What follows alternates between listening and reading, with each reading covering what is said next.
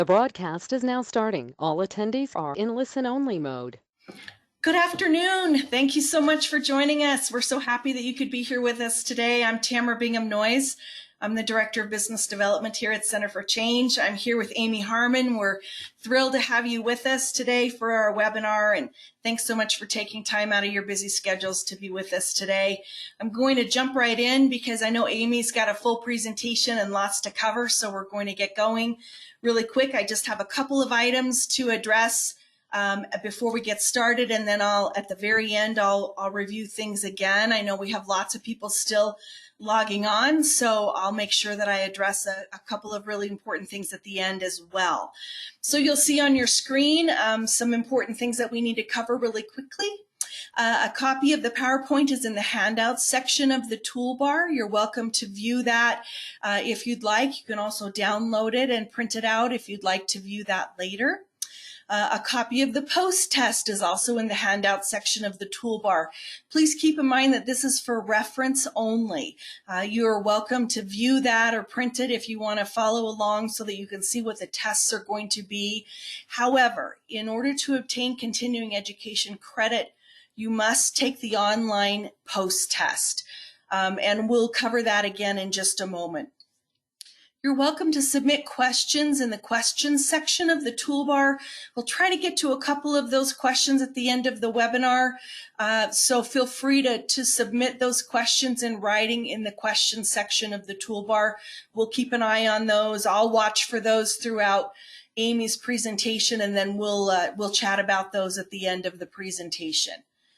When the webinar ends, please take just a minute to fill out the evaluation that pops up. When I close the webinar, that evaluation will automatically pop up. It only takes about 30 seconds to fill out that evaluation. That's a continuing education requirement for us. It's completely anonymous, so feel free to be candid in that evaluation and give us some feedback. That helps us to know how we did. That also allows us to give that feedback to the continuing education entities. And as I said, that's a CE requirement for us to send that feedback to those entities. And then about an hour after the webinar ends, you'll receive a separate email with the link to take the online post test. And as I said, you must take the post test online in order to receive continuing education credit. You are welcome to look at the you're welcome to look at the post test questions throughout the webinar, but you must take the post test online in order to receive continuing education credit. So with all of that information, again, I'll review that at the end of the webinar. I'm going to turn it over to Amy. So Amy, I'm going to hand this over to you. So let me make you the presenter. Hi, everyone. Go. Okay. I'm really excited to turn on the camera and my microphone, and I'm going to turn it over to Amy and let Amy go ahead and introduce herself, and we'll get going. Yes. Hi, everyone. I'm Amy Harman. I actually worked at the Center for Change, several years ago. Tamara and I were like talking about the old days when I used to work there. And now I am in private practice out here actually in Virginia, in Fairfax, Virginia is where I have my private practice, and I'm a certified eating disorder specialist. My passion is body image. So I've been treating eating disorders since I worked at the Center for Change back in 2006, but I also just really love body image.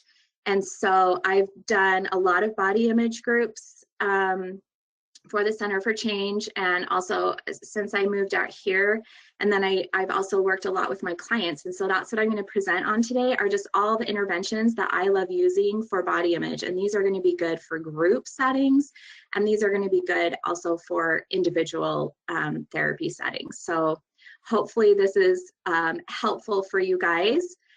I'm also going to point to my website, I think, a little bit later here in the presentation. But the first thing that I want to talk about are these body image basics. And, we all kind of talk about body image, but sometimes I wonder if we, really know what we're talking about. So I'm going to share with you the definition from the Body Image Workbook. Probably a lot of you are familiar with this. It's been around a long time, by Thomas Cash. He says, body image consists of your personal relationship with your body, encompassing your perceptions, beliefs, thoughts, feelings, and actions that pertain to your physical appearance. My favorite thing about this definition is that he talks about body image as a relationship, and that really guides a lot of my work in helping clients, is that we think about our relationship with our body and how we're treating our body. But what we know through this definition is that interventions that focus on affecting thoughts, feelings, and behaviors are all good interventions, because that is part of body image. The other thing that we can know is, the other interventions that I like to use are metaphor, positive affirmations, mindfulness. I actually really love media literacy. I like talking about fat acceptance and the activism around that. So body image is having a peaceful relationship with your body. Body image can also be body neutrality. So you hear a lot about body positivity. Body neutrality is another term that people use, and basically neutrality means that it's not really negative body image, it's not really positive body image, but your body just is. And sometimes that's a really great starting point. In fact, I feel really successful if I get my clients to a place of body neutrality. They don't always have to be in love with their body and loving what their body looks like and does all the time. But if they can just understand that my body is what it is and it's not going to stop me from being happy in my life, that's a really great place to be. So body image is not necessarily perfect. No one has perfect body image. Perfectionism and body image do not go together. And so I'm not trying to make my clients have like 100% positive body image all the time. And in fact, I myself don't have perfect positive body image all the time. It's a really difficult thing, I think, in our society, and it's okay not to always feel like you have positive body image. The other thing I want to say is positive body image is not the same as body positivity. And this is something that I've had to learn online as I've been active online. And that body positivity movement is more for fat folks who are interested in being active and kind of coming to accept their bodies. It's more for, and not just fat folks, it's for anybody in a marginalized body. And so if you're online and you're sharing something and you hashtag it body positivity, but you don't really have a marginalized body, like let's say maybe you're a thin body or a straight size body or a white body, maybe body positivity isn't the hashtag that you want to use. So those are two different movements.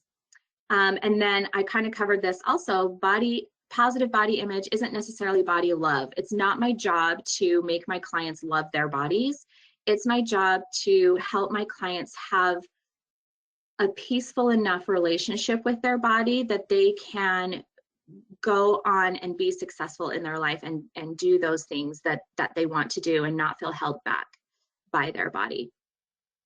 The other thing I want to point out is the Academy for Eating Disorders lists the treatment of body image as equally important as weight restoration if you are looking for full recovery from an eating disorder. So weight restoration, we know, is super, super important.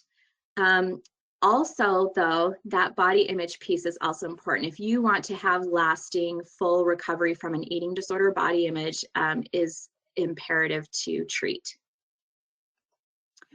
So I'm going to talk about 6 different ways we can intervene with body image. And those are through exposures, increasing media literacy, fat acceptance, understanding that you are more than just a body, feeling empowered through activism, and then a term that I call positive body image heritage. So let's start out by talking about exposures. I call this exposures. It's kind of like exposure and response prevention. If you think about how to treat OCD through ERP, that's kind of what I'm talking about with exposures, is just getting more experience with your body. So one of my favorite interventions to do for a group is kind of this decreasing beauty aids, I call it. I don't know what else to call those things. But basically all the things that we do to improve our appearance. Like, for example, I put on makeup today and I curled my hair, you know. Some people will, you know, do lots of different things to their appearance to try to change the way their body looks or improve how their appearance is. And so one of the things that I would do in my body image group is I would put hair extensions in my hair and make my hair super, super long. And I would get, you know, like fake eyelashes. I would wear a lot of heavy makeup. I would wear shapers and high heels, and I would stuff my bra, and I would walk in to body image group and I would say, just acting normal. How are you guys today? Some people might notice I look different and they might, you know, give me compliments. But then as I introduce the topic, I show them this Kobe Calais video. You guys may have heard this, where she sings about you don't have to try so hard. And she shows different people when they're dressed up and different people when they're not dressed up. And you can see, for example, the third one down, this gal is actually wearing a wig because she doesn't have hair. And so we kind of show that. And then I take off all of my body beauty aids, as I would say, and we talk about it. And we talk about what's the deal with long hair? What's the deal with body shapers? You know, what's the deal with high heels, large breasts? And we kind of talk about all those different things. And then we also talk about that every layer you put on distances you from the person that you're interacting with. And when we take off those layers and become vulnerable, it's kind of symbolic, right? And we can have better relationships, or more real relationships, truer relationships. And so, you know, I listed here maybe some different ways to decrease the dependence on beauty aids, like limiting body checking, wearing the first outfit you try on. And I kind of put those under exposures because sometimes it's hard for clients to just wear the first outfit they put on. And it's like an exposure because they're uncomfortable doing it. But the more that they do that, the more comfortable they will become in the future. Body image challenges, I'm sure lots of you have heard of this before. This is just where you practice going without some of those things. And like I said, you can come up with lots of different challenges. And I will say that in my experience, some clients, it's not just about going without makeup. Sometimes for clients, like personal hygiene is actually really hard for them. And so they feel embarrassed when they've actually done their hair, or they feel embarrassed when they actually wear like a cute top, you know, or something like that. So it's going to be different for everybody, but just it's a way to personalize that and kind of help them get out of their comfort zone. Sometimes clients can start like in a safe environment. So maybe they just do it in our group, or maybe they just do it at home, and then they can kind of work up to being out in public. And I also talk about the concept of just showing up. Lots of people have heard the phrase, feel the fear and do it anyway, fake it till you make it. Sometimes you really do have to learn how to act comfortable in your body. And so sometimes we will talk about that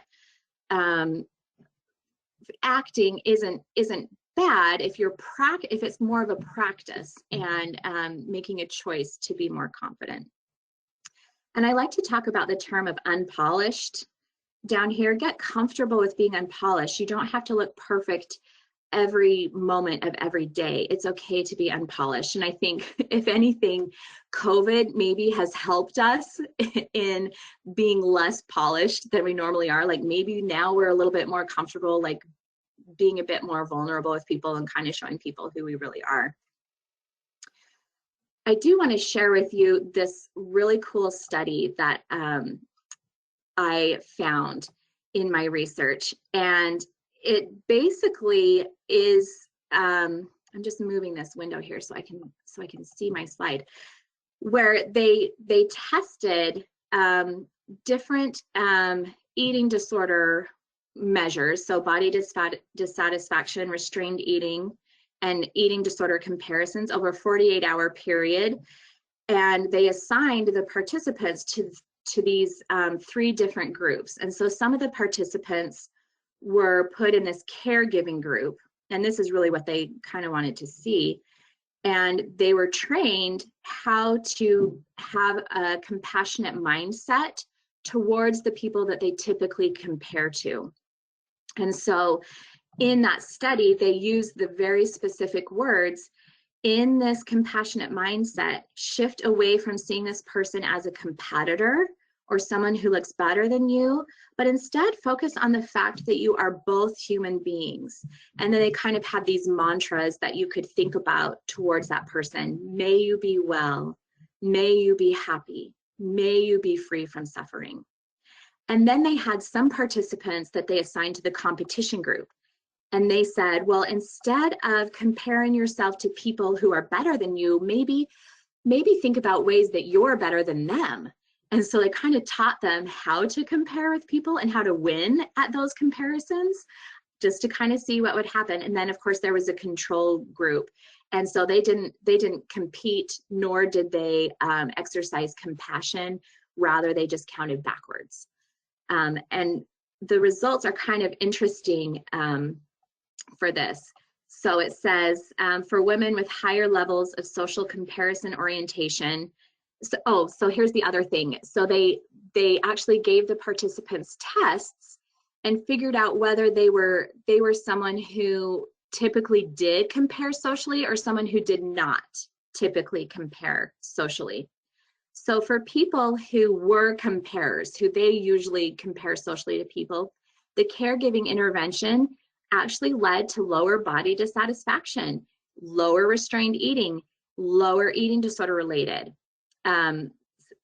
comparisons to other people. So they actually stopped comparing as much, and they actually had better body image. An interesting thing though in this study is those who didn't really compare much anyway, actually what they found is that the competition condition was more beneficial. Like those who kind of didn't compare and then they were taught to compare and make themselves better than other people, it kind of like helped them a little bit. But again, the study is kind of new, and there needs to be more studies done, kind of replications, and maybe shifting things a little to kind of see in the long run, is this going to be harmful for someone?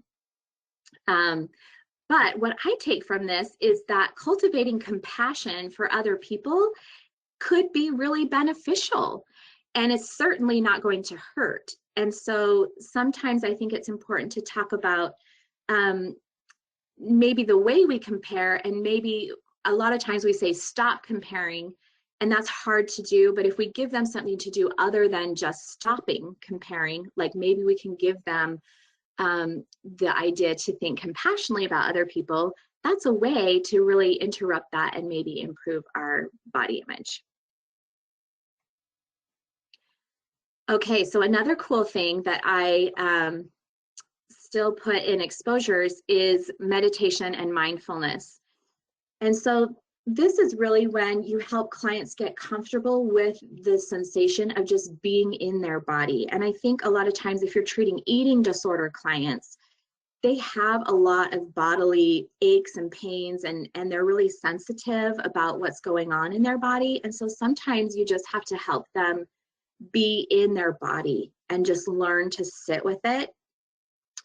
And so you can do kind of a brief body scan and have them sit in a comfortable position, do some deep breathing, and just have them pay attention to different parts of their bodies. You can go around, you can ask them, what part of your body feels warm right now? Where is the coldest part of your body? Where do you feel light pressure? Where do you feel firm pressure? Is there pain, no pain? And it's not about making them focus too much on pain or too much on not pain. It's just that it just is. It's just the way your body exists, and it's not 100% perfect temperature all over all the time, and having them get comfortable with those different nuances. Another thing you can do is have them look in the mirror and actually look at their body and practice being okay looking at their body. One step, some clients are really not even okay with standing in front of a mirror. That causes a lot of anxiety. And so one meditation that you can do is where they visualize looking at their body in a mirror. And so as I was making this PowerPoint, I was actually thinking about Alsana's Body Embrace program, and I was thinking about Kristen Neff has a compassionate body scan, I think, on her website. And I thought, well, I really want to demonstrate this for people. So I made my own meditation recording on my website. So if you go to my website, you can access that. And this is the recording where is kind of that visualization of your body looking in a mirror. And so you can listen to that recording, kind of get an idea about what I'm talking about there.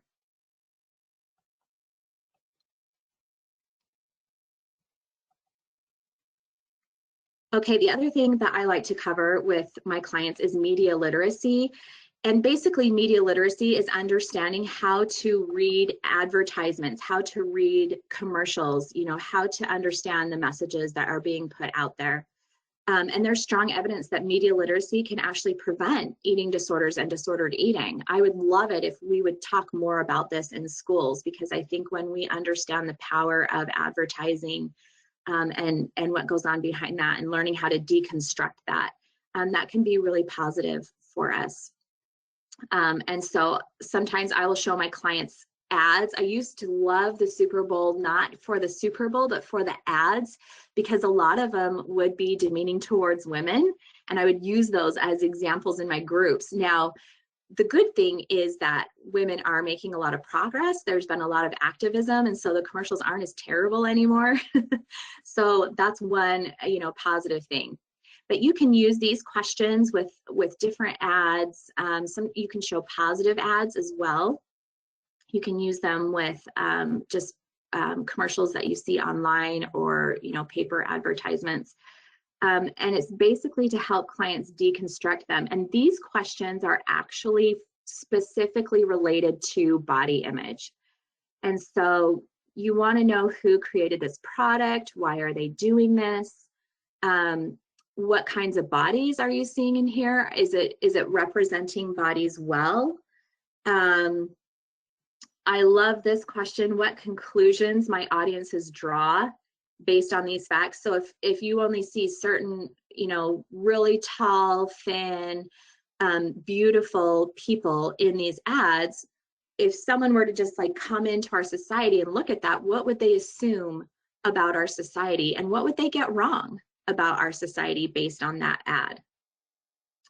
And I think that you know, understanding why people are doing it, and really you have to follow the money. Why are people putting these advertisements out there? What's in it for them? Why would they have women represented this way, or men for that matter? Why would they represent people this way? And so training people to look at the media and see the media differently helps them, I think, not be as influenced by those ads. I also love showing, you know, examples of photoshopping, you know, and talking about that. This is Philippa Hamilton. This is her in the magazine. She was actually fired for not being thin enough. This is an Australian swimmer, and she was an Olympic swimmer, but her Olympic swimmer body wasn't good enough to model a swimsuit. They had to, you know, thin her down. And so we'll go through and kind of talk about these ads and talk about what our society believes. Our society believes that rolls on a body aren't normal, and so they Photoshop that out.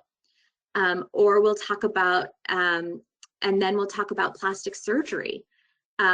If we're seeing these kind of images all the time that are Photoshopped, do we then believe that we need to Photoshop our own body? And what are the consequences of plastic surgery on our self-confidence, on our self-worth, and on our body image? And so we'll talk about those conversations. And I've had clients, you know, talk openly about, I did have plastic surgery and I still feel horrible about myself. And I think it's kind of the same thing as an eating disorder. Someone maybe who is wanting to lose a lot of weight, who once they start on that, they're just never satisfied. And so it's really important, I think, to bring out these unattainable ideals of beauty. Another thing, I love this game. I play this game. Is it sexual objectification or not?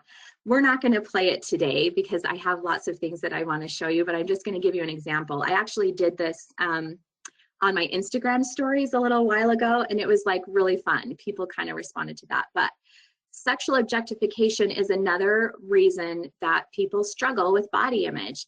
Sexual objectification is when you show someone only as an object for someone else's sexual desire. So the only worth that they have based on this advertisement is that they are an object for someone else to gain pleasure from. And so we'll look through, you know, different kinds of ads and magazines, and I'll pull these up and say, is this sexual objectification? Is this sexual objectification?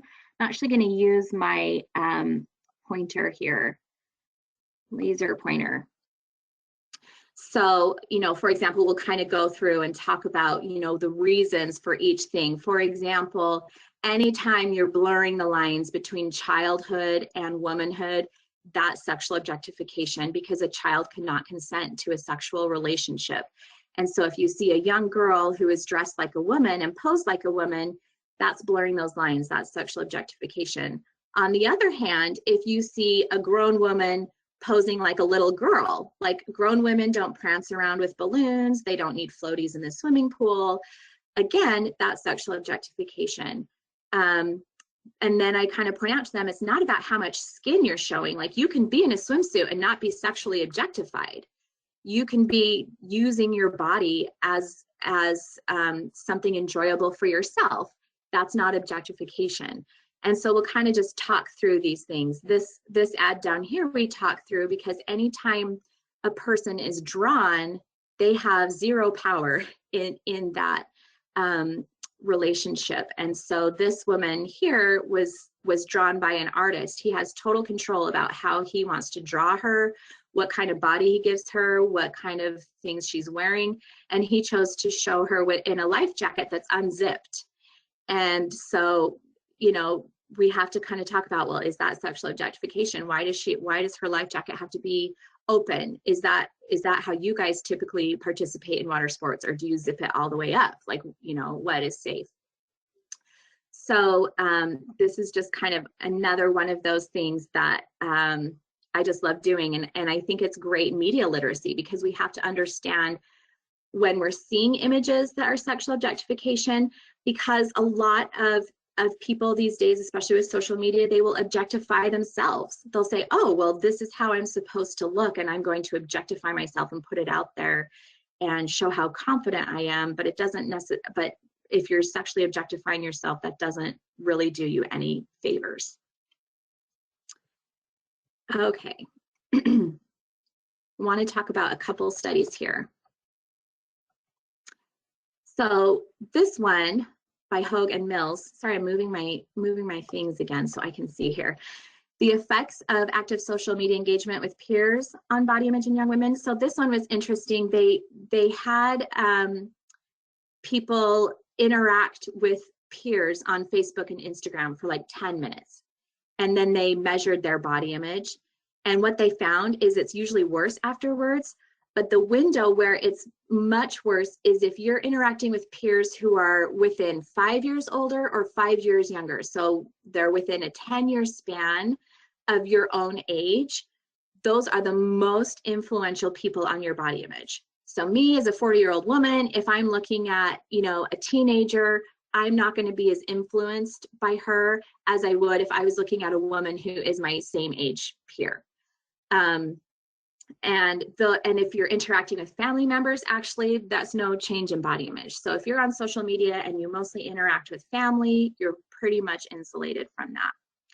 I suppose unless your family is really, really hurtful towards your body image, that could happen too.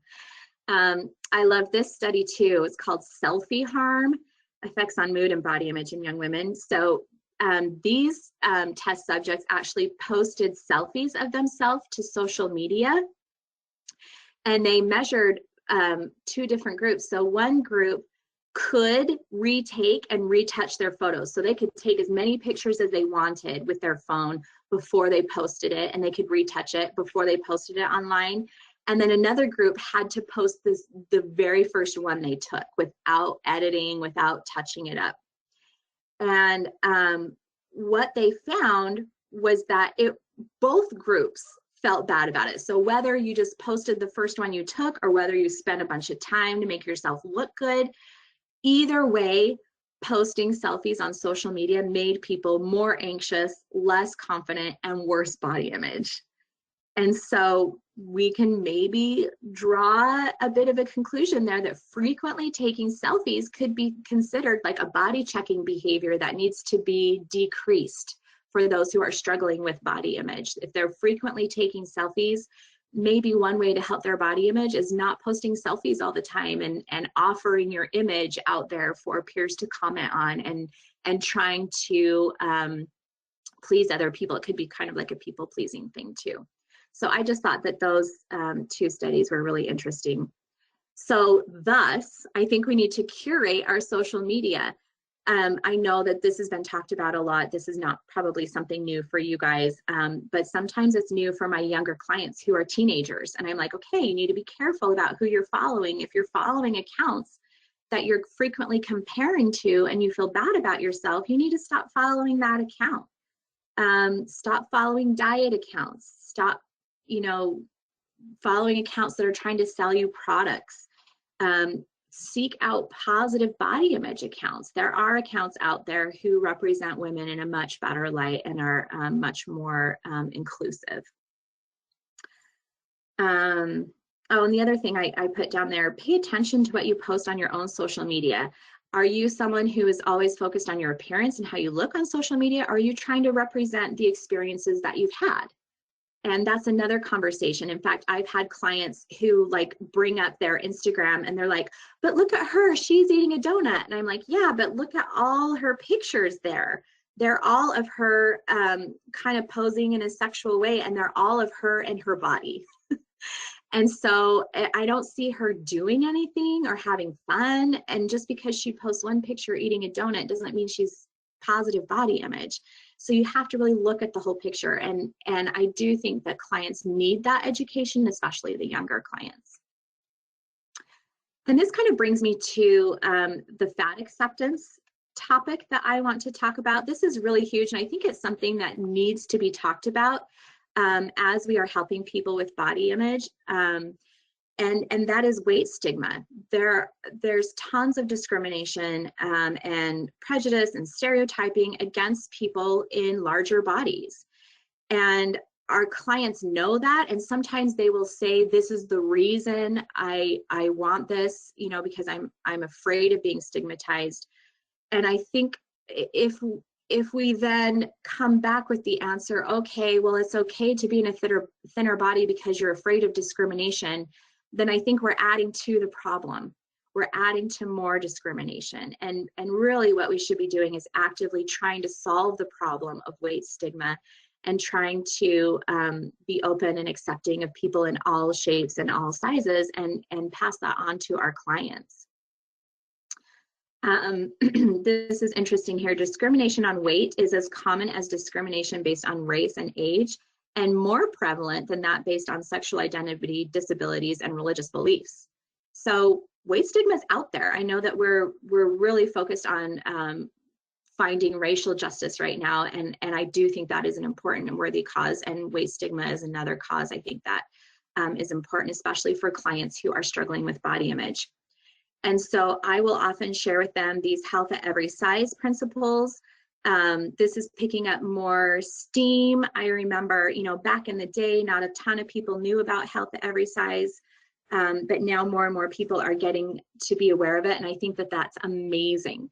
And so sometimes I will just go through these health at every size principles with my clients. I do this in group, I do this in individual sessions sometimes, and just talk about how my clients are feeling about these concepts, and do they believe them, or what prevents them from kind of adopting this kind of mindset.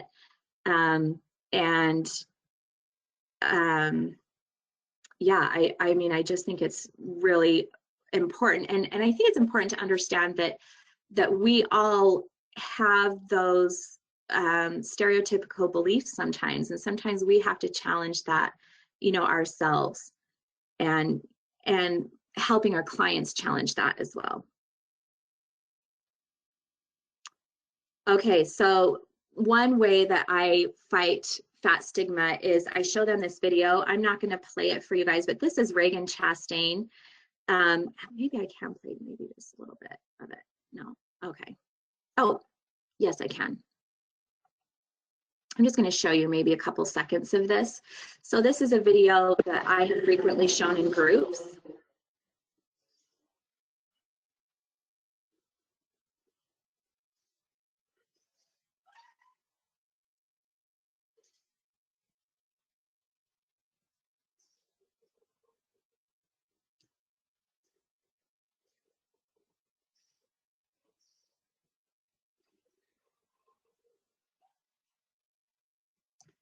And then if you keep watching the video, you learn that she's just such a beautiful dancer. And Regan Chastain is a very noted fat activist, and she is active in the community. But what I love about her is that she kind of shows us that you can do what you want to do in any body that you have. And I remember showing this to one specific group, and at first, some of the clients were kind of uncomfortable and maybe kind of giggling and laughing. But by the end, there were some clients who were in tears. And one client said, you know what? She is happy in her life, and here I am skinnier than her, and I'm miserable, you know? And they kind of understood that it's not about your body size that makes you happy, and it kind of illustrated that point for them. I thought it was awesome. Another person who is really great is Haley Morris Cafiero. She did this picture of this photography project called Weight Watchers. This is a picture of her. She would take candid photos of all the other people. So she would take photos of herself. She would try to catch what other people's reactions were to her. This is a great way to illustrate to clients what it's like to be discriminated against based on your body, but also help them confront those fears. And even if they don't live in a body that is like that, that's the body that they're afraid of having. And so helping them confront that, it's really kind of an experiential activity as well for them. Here are some other pictures of Haley Morris Cafiero, and I know she has these in a book. It's called Weight Watchers. If you wanted to buy the book, you could see these in her book. And so sometimes I will go through this fat quiz. This is based on Margot Main's book, Body Wars. And maybe you guys know this or not, but you can have fat on your body without having fat in your arteries. True. You can have fat in your arteries without having very much fat on your body. True. Thigh and hip fat are associated with lower rates of cardiovascular disease and diabetes, especially in women. True. I know all the answers to this quiz because they're all true. So if you go through the quiz, I like to go through the quiz with my clients, and it kind of helps them start thinking about some of the biases that they might have about being overweight or living in a fat body. The other thing we talk about is that you are more than a body. It doesn't matter whether your body is attractive or not all the time. Like sometimes, you know, you can have other things, and I will lead my clients down this path. Like even when you're feeling fat, it doesn't always mean that that's what it's about. And so they'll say, well, if I'm feeling bad about my body because, you know, I don't want to be fat and I look ugly. Well, what would happen if you were fat and ugly? Well, I wouldn't have as many friends. Well, what would happen if you didn't have as many friends? Well, I would feel lonely. okay, so maybe lonely, maybe fear of being alone is a core issue for this person. And so we will connect body image to that core issue of feeling alone and feeling like no one is their friend. And so anytime they're having body image issues, I'll say, okay, was there any time in the last little bit around that time when your body image issues were particularly bad that you were worried about being alone? And sometimes they can connect it, sometimes they can't, but a lot of them will find something that really exacerbates those body image issues. And I think we have to connect that for them, help them understand that it's not just about your body. There are other issues going on that are more important that we need to address in therapy. Sometimes I will help them out with this metaphor that your body is like a house. So some people think, well, if I just had a better house, life would be so much better for me. I would cook more, I would host more parties, I would do more laundry. I just need all the right things in my house. But it's possible to do all those things in the house you have now. And so if we can understand that what you have now is good enough and you can host parties or you can cook in what you've been given, even if it's different than someone else who's been given something, bigger or different or better, you can find ways to do the stuff that you want to do now.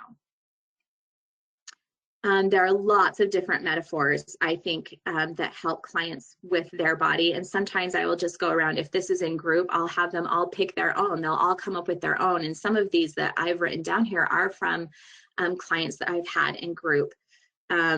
And so sometimes you can compare your body to your home. It's a gift. It's a wonder of nature. Some people will call it a brain bag, like it just houses your brain, contains your magic. It's a loyal companion.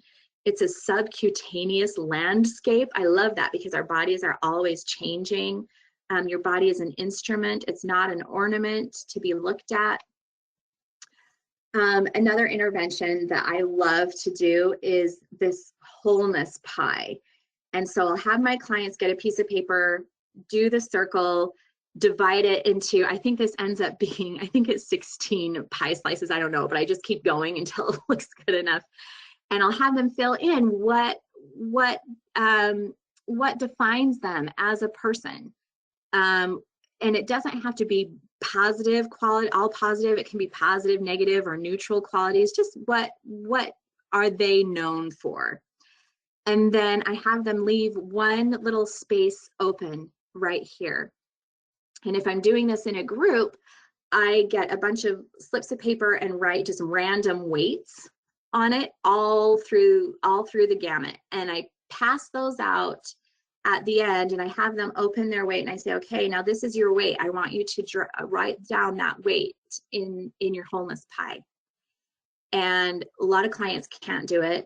Some do it. Lots of them end up, really frustrated or angry or in tears, and it's an emotional response because they do put so much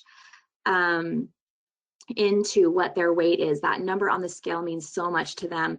And then we kind of debrief about that. Can you be all of these things if you were that weight? Can you be a loving mom, a therapist? This is me, by the way, loves all dancing. Can you be all of these things even if your body is at a different weight than what you wanted?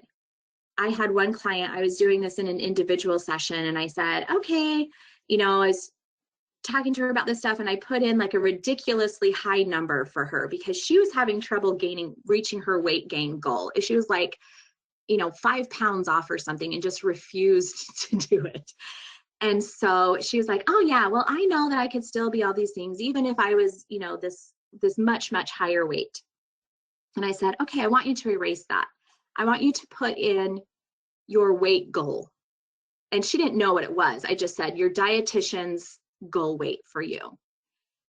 And it hit her. She was like, oh, I can be all those things even if I make my dietitian's weight goal. This is another thing that I show clients. It kind of goes hand in hand with this other thing. There are many, many ways to be physically or to be healthy. There are many ways to be well. And it's a balance. If we only focused on our physical health, we might suffer in all these other ways. And so we'll kind of talk about that with clients, that there are many ways to be well and to be healthy. And physical isn't the only thing. And even what if physical health isn't your main priority? That's okay. Physical health does not have to be your main priority. People aren't worse people if they don't put their physical health as a priority. They can still be great people and do great things and have poor physical health. This is another thing that I just absolutely love doing with clients. And I got this is Anita Johnson. I got this from the Treatment of Eating Disorders book. And we're not going to go through all of this today, but it's basically this metaphor where the king was out hunting and he'd been gone for a long time. And when he came home, his faithful, loyal dog came, but the dog was acting all weird and crazy. And so he kind of got concerned and followed the dog all the way to his castle. And then he noticed that there was blood on the dog, and then he went up into his castle and found that the nursery was covered in blood and the crib was tipped over. He thought the dog had killed his baby, so he killed the dog. Well, when he lifted up the crib, he found his son, and his son was well, the baby was fine, maybe it could be a daughter, and found a dead wolf some other place in that room. And so really the dog had killed the wolf. And when I read this to clients, Anita Johnson, of course, is like really amazing in her use of metaphor. It is very emotional. It brings up a lot of emotions. And sometimes my younger clients think that I'm, being a little crazy for talking about violence in group. But then we talk about how this is really about the eating disorder. This is really about your body. So we talk about who is the dog, who is the king, who is the baby, who is the wolf. And then they come up with these amazing takeaways from this metaphor. The eating disorder is a predator. It's out to kill me. My body needs time to heal and requires patience and love. Like the dog was acting crazy because it had just been through this really traumatic event. Sometimes our body is the same thing. It's been really traumatized and it needs time to heal. They'll understand my body is my most faithful companion. I thought my body was the enemy, but really it was the eating disorder. The eating disorder tricked me and it made me think my body was the problem, but really the eating disorder is the problem. It's no one's fault that the eating disorder snuck in. Sometimes things happen. Sometimes those things happen. And things aren't always what they seem. Don't be too quick to judge. And so I love that the clients will come up with this, and it's a great, great tool for like eating disorder healing, but especially body image healing. Empowerment through activism. I do think that activism is an important part of body image healing, and so does Margot Main and Beth McGilley. They write, the next step involves active, creative, well-planned efforts to translate the knowledge gained from a critical consciousness into activism towards offensive media and into advocacy of healthier messages. Learning how to create and use media, as well as how to read them, builds and reinforces advocacy skills involving research, problem solving, assertion, and communication, as well as expanding the enjoyment and appreciation of media. These are the same life skills repeatedly found to play an important role in the long-term prevention of substance abuse. So once clients kind of understand for themselves what they need to do to heal their body image, it helps to cement that and carry that forward and make that a lasting thing if they are activists. And so some hashtags they can use are media we like they can write these hashtags to companies if they're on Twitter or on Instagram. Not buying it is actually the hashtag that changed the Super Bowl commercials that I was telling you about that I used to use as negative examples all the time.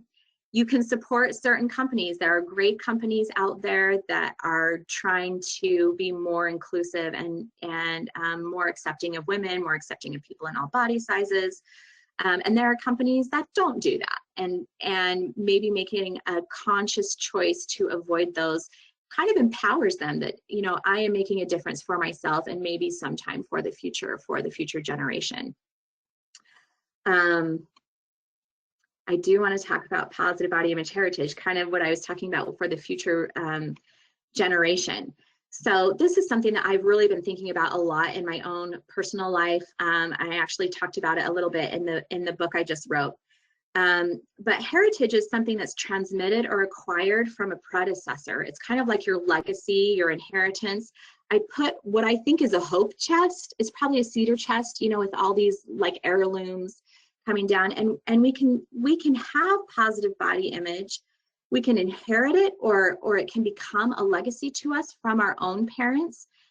And even if we don't inherit that, and not all of us, you know, are lucky enough to have parents who are perfectly comfortable in their bodies, and again, perfectly is impossible, but not all of us have parents who are super comfortable in their bodies and may not have passed on that legacy to us. But we can be the change. We can make the difference in our family tree. We don't have to keep passing on negative messages from generation to generation to generation. I don't know about you guys, but I do have clients who not only talk about their moms, but they will talk about their grandmas. They know how their grandmas feel about their bodies and how they think about their bodies. And we don't have to have our own children in order to spread a positive body image heritage. We can give a positive legacy on to those we teach in the next generation and those clients that we work with. And that's kind of my hope, is that people will pass on this positive body image heritage. That is the way that we can start making a difference in the world. One thing I have used with clients is doing a body image genogram. So those of you who are marriage and family therapists like me probably learned from the get-go to do genograms for everybody. And this is one thing that I have adapted to body image. And you can kind of put down where you are. This is just for me. I did it for myself. This is me. This is my husband. These are my parents and my grandparents. And talking about the messages that have been passed down, the messages that I'm exposed to, and how I can change, be the difference, and influence other people. Okay, I love this intervention. So sometimes I'll have clients write down 5 people that they most admire. Then I have them list the admirable qualities.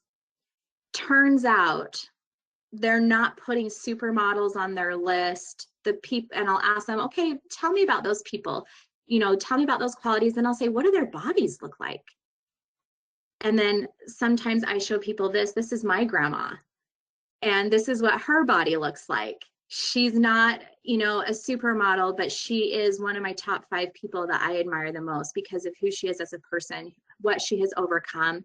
And she actually did pass down a positive body image heritage to me. She was the grandma who like got in her swimsuit and jumped in the water and had fun. Like I grew up watching her water ski behind the boat. And she would take me out water skiing, and she was fine with that. She never said anything negative about her body in front of me. She just wore the swimsuit and had fun. And I love that about her. And so we'll have these conversations with clients about the people that they love and what they love about them, and understand that their bodies, the people that they love, don't have supermodel bodies. This is my last slide. So those are all my interventions. I kind of put them out there like really fast. Hopefully you guys can kind of glean some things that work for you. But I do want to talk about the self of therapists, like how we show up for our clients in that therapy room. And I think in order to do this work, in order to do body image work, it requires like us to do our own work in a way. And I think that we kind of have to have figured out how to have a mostly positive body image. We don't have to have like an amazing body image, but we kind of have to understand that and have figured out how to live in our body and be okay with our body. Like I said, it's normal to have insecurities. I feel like it would be impossible not to with the kind of society that we live in now. Oh, I wrote down me. This is interesting. Yeah, so sometimes just my own issues, I'm like, okay, well, I need to look professional enough to present, but I have to look not too thin or too beautiful so people will understand that I still accept all body types and I'm not trying to be like a supermodel, you know, or whatever. And I want people to take my message seriously. I don't want them to think that I'm a dumb blonde and I don't know what I'm talking about. So, you know, there are some issues that I have for me, and we just have to like acknowledge those, like admit, you know what, I have those issues. And then I think we have to be vulnerable with our clients. I'm someone who I will stand up in session, in individual session, and I'll like show my body, or I'll do this in group. We'll parade around. I'll show them, you know, maybe we'll do like a mini fashion show if they're doing a body image challenge, and I'm up there leading the way and being goofy and kind of showing them, but I have to show them how to be comfortable in my body so that they have an example. They have to have an example of that, because maybe they're not getting a lot of that in their life. And then as a therapist, it's important to, you know, do the activist part, boycott, support, sponsor, be media literate yourself. I think as therapists, we kind of have to be that countercultural voice. We have to practice no fat talk in our own life separate from therapy. We can't just become a different person once we walk in a therapy room with someone who has body image struggles, but have just been engaging in fat talk with our friends, right? And so in my life, I really try to do that. I don't weigh myself. I don't engage in fat talk. I don't diet. I try to be as fat positive as I can. And kind of the bottom line is you have to practice what you preach, because these clients are very sensitive and they will see it. And they have to see a positive example for them. They have to have that kind of relationship with you. And so that, I think, is my last tidbit. Just practicing what you preach and doing those good things you do, and knowing that you're not perfect and it's okay not to be perfect, but just sharing with your clients how you are living a positive body image in your own life. So that said, we have a couple minutes. Tamara, I'm going to turn this over to you if there were any questions that came up, so that you can let me know what those are and we can answer a couple of those. Yes, we do have some questions, Amy. Thank you. Great job. Let me get my screen going here. Hang on. Okay, yes. Okay, a couple questions. First of all, it's going way back to the beginning. You had a slide up. It was the body scan, body mindfulness. Someone asked, would you do these exercises with clients in session, or would you have them do them on their own at home? I've done both. So I've done it in groups. I've done it in individual sessions with them. And then sometimes I want them to practice it at home.